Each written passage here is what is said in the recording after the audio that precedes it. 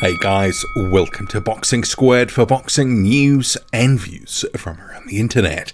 And another heavyweight news and note smasher video today, starting with the Ring magazine being confirmed for the Oleksandr Usyk and Anthony Joshua rematch, which is in a week's time in Saudi Arabia, August 20th. And the graphic put out by Eddie Hearn of Matchroom also followed up in the Ring story with some quotes here from Hearn. Amongst the fighters, the Ring magazine belt has so much prestige. I know for Anthony Joshua, he's wanted to win this title for a long time. This gives him added motivation for victory next week, and I believe come Saturday night, Anthony Joshua will become the new Ring magazine world champion. First and foremost, AJ wants the victory because he's a competitor. He wants his world heavyweight championship belts back. The Ring belt was there when it was him and Wilder at the top. We were trying to get that belt on the line for the big fights then. This is a huge motivation for him going into Saturday. And the Ring's editor-in-chief, Doug Fisher, says the winner of the Usyk-Joshua rematch will be a worthy Ring heavyweight champion. The first fight in London was the Ring's event of the year for 2021. It signalled Usyk's arrival as an elite heavyweight, but he is also one of the finest pound-for-pound fighters in the world today. Joshua is a former two-time heavyweight title holder, and his resume speaks for itself. And Fisher goes on to congratulate Tyson Fury on a wonderful career. Whether Fury is retired or not, certainly a question, as I raised in my other video that I've published on his retirement, as it were. But the Ring, they obviously have taken it as, well, he's retired again, according to him. He says, or confirmed to their reporter, that he was vacating the title. They've farmed it off elsewhere. So what were they expected to do? So another bauble on the line here.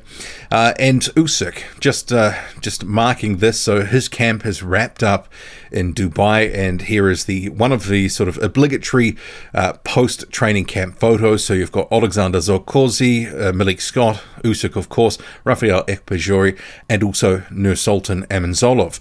You don't have Martin Bakole there, and also Gerald Washington was in camp as well. So, and this is the widest shot. Also here, Daniel Lepine, he was part of the training camp, one of Usyk's fighters as well. He was there too. So I would say, if you haven't caught up with the sparring video that I did for Usyk and also for Joshua, separate videos, do check them out. And on the undercard, you've got Filip Hrgovic. He's wrapped his camp in Houston. He's training with Ronnie Shields for the first time. He is off to Saudi Arabia, so he is facing Zhang Zhilei, who has also been training in the United States. Another heavyweight that is sort of grinding away ahead of a big fight in another month or so is Andy Ruiz Jr. facing Luis Ortiz. He says 23 days left until my fight. Expect some fireworks. Someone else with a fight coming up in the next 6 weeks or so, Joseph Parker, who has been training with Tyson Fury's cousin, his new trainer, Andy Lee, or not so new now. Fury has also been in camp, Parker training in Morecambe, Fury part of the camp. Some training camp quotes from Parker saying, "It was the first press conference I've been involved in that was quite fiery. Because of the lead up to making this fight happen, there's a lot of frustration from both sides. We were outnumbered at the top, but David Higgins was here. He would have had a lot to say.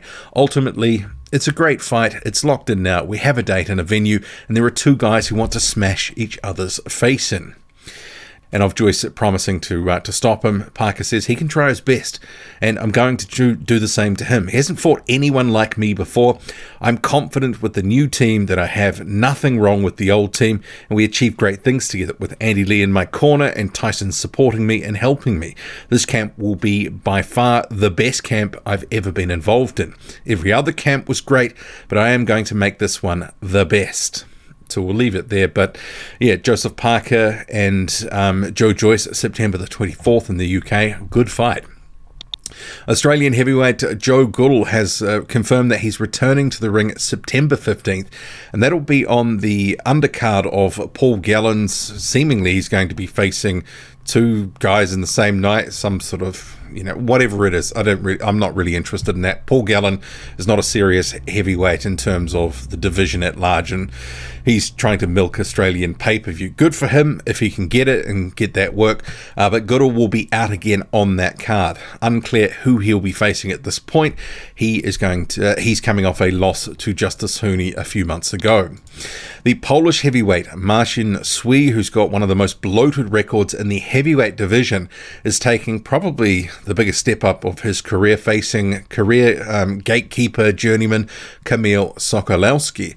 And given Sokolowski comes to fight, and he does have something about him, if you're not good enough, you can be beaten. So Marcin, I think this is relatively evenly matched, so I wouldn't be surprised if Sokolowski went in there and did something and actually pulled off a win here, because Marcin really hasn't fought at any real level.